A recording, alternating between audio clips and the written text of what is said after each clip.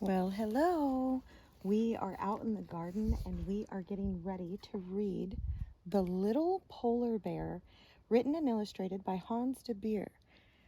I would like to mention that this is a longer book, so you might want to snuggle in with your blankie or your favorite stuffed animal and get ready to just relax and listen to the story. Here we go. It was a big day for Lars. He was going with his father on his first hunting trip. Lars was white all over, just like his father. In fact, at the North Pole where Lars lived, everything was white because it was covered in ice and snow. Lars' father showed him how to do all kinds of things. Follow tracks, swim and dive. He talked, and Lars listened silently, paying close attention. Once his father disappeared underwater and stayed so long, Lars began to worry. But when his father finally reappeared, he had a big fish for supper. When it was time to go to sleep, Lars' father said, "Make a big pile of snow to protect yourself from the wind, like I do."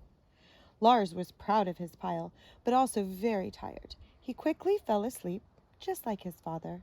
But during the night, the ice began to crack. The piece where Lars was lying broke off. When Lars woke up, it was morning. He was all alone in the middle of the sea. It was getting warmer and warmer, and the piece of ice and Lars' pile of snow were getting smaller and smaller. When the ice was almost completely melted, Lars saw a big barrel drifting by. Luckily, Lars was able to reach the barrel and climb on top of it. Then a storm began to rage. As Lars clung to his bobbing barrel, he missed his father and his pile of snow more and more. After the storm, Lars drifted on the sea for a long time. At last, he saw land, but could not see any snow or ice. Almost everything was green, and the sun was very warm. Lars carefully slid off the barrel and stepped onto the beach.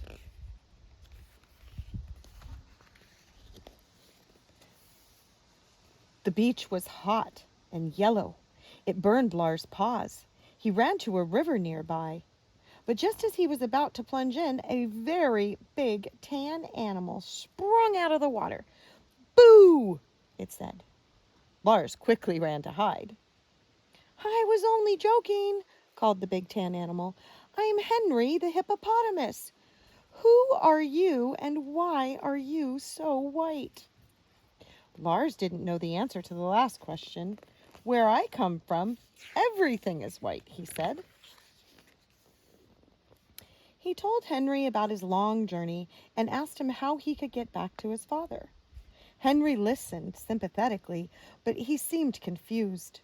He wiggled his ears and squirmed and finally said, "The only one that can help you is Marcus, the eagle. He has traveled all over the world. He will know where you come from and how you can get back there. But we'll have to cross the river, go through the jungle, and climb the mountains to reach him." Lars was happy to go, but when he looked at the river, he said, "The only problem is that I can't swim very well yet." "No problem at all," said Henry and laughed. "Climb on my back. I won't sink."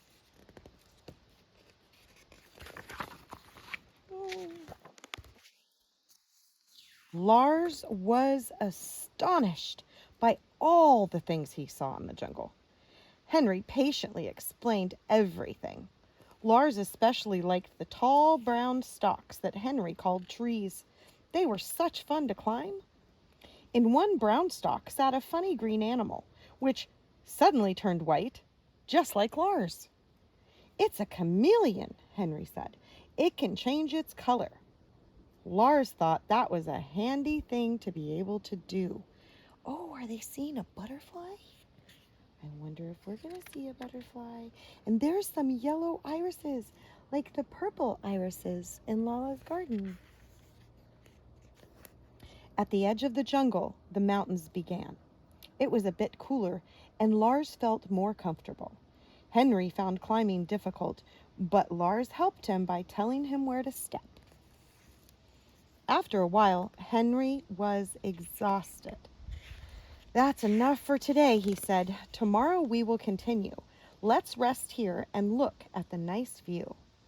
As Lars looked out over the land and sea, he began to feel homesick.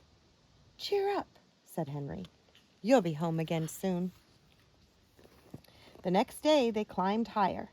Henry had to stop often to catch his breath, but at last he called, "Here comes Marcus," as a huge bird swooped down near Lars. Lars ducked. "Don't be afraid," said Henry. "Marcus seems gruff, but he's really quite friendly." Henry said good morning to Marcus and politely explained why they had come. The eagle looked at Lars and then said, "Well, a polar bear in the tropics. You're a long way from home, aren't you, young man? Fortunately, I can arrange your passage back. Tomorrow morning I will have Samson fetch you from the beach." "Thank you very much, sir," Lars said shyly. The next morning, Henry and Lars met Marcus on the beach. "Right on time," said Marcus proudly as a huge gray whale arrived. Although Henry was happy for Lars, he was also sorry to see him go. "Take care of yourself," he said sadly. "Thanks for everything, Henry," Lars called as the whale swam away. Marcus flew along a bit to set them on their way.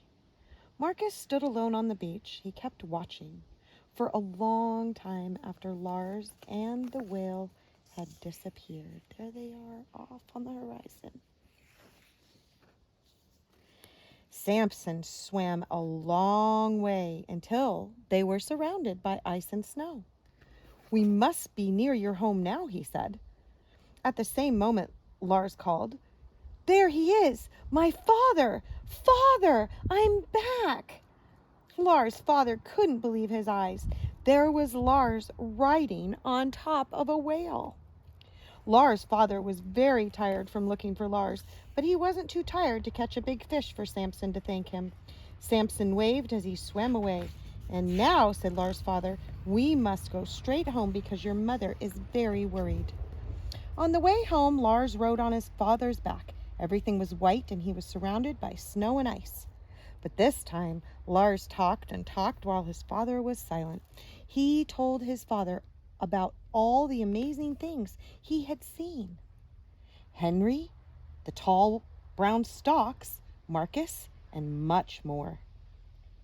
"You didn't meet anyone who was white?" asked his father in surprise. "Nobody except a chameleon," said Lars, "but that doesn't count." Lars had to laugh by himself because his father didn't understand his joke. The end. Is that polar bear eating a banana? I don't know if they eat bananas.